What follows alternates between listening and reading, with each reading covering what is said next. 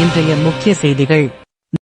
கிருஷ்ணகிரி மாவட்டம் பர்கூர் காவல் நிலையத்திற்கு உட்பட்ட மச்சிப்பள்ளி சிகரணப்பள்ளி கிராமத்தை சார்ந்த சுந்தரேசன் வயது 75 தகப்பனார் பெயர் பெரியண்ணன் மனைவி மஞ்சுளா இவர்களது வீட்டில் கடந்த மே 13, 2025 அன்று கொள்ளை சம்பவம் நடந்தது. இதில் 23 அரை சவரன் நகை கொள்ளை போனது. இச்சம்பவம் குறித்து போலீஸ் விசாரித்து வந்தனர். மேலும் பர்கூர் டிஎஸ்பி திரு முத்துகிருஷ்ணன் அவர்கள் அறிவுறுத்தலின் பேரில் பர்கூர் காவல் ஆய்வாளர் திரு இளவரசன் தலைமையில் 2 தனிப்படை அமைக்கப்பட்டது. இந்த தனிப்படையில் உதவி காவல் ஆய்வாளர்கள் திரு அன்பரசன், திரு அமர்நாத், திரு பிரபாகரன், திரு விஜய் ஆகியோர் தீவிர தேடுதல் வேட்டையில் குற்றவாளிகளான பாரதிபுரம் பட்டலப்பள்ளி பகுதியை சார்ந்த சிவகுமார் 31 தகப்பனார் பெயர் முருகன், 31 தகப்பன் பெயர் குப்புசாமி, பசுபதி 31 தகப்பன் பெயர் பெரியண்ணன் ஆகியோர் பிடிபட்ட நிலையில் 4வது குற்றவாளி தலைமறைவாக உள்ளார்.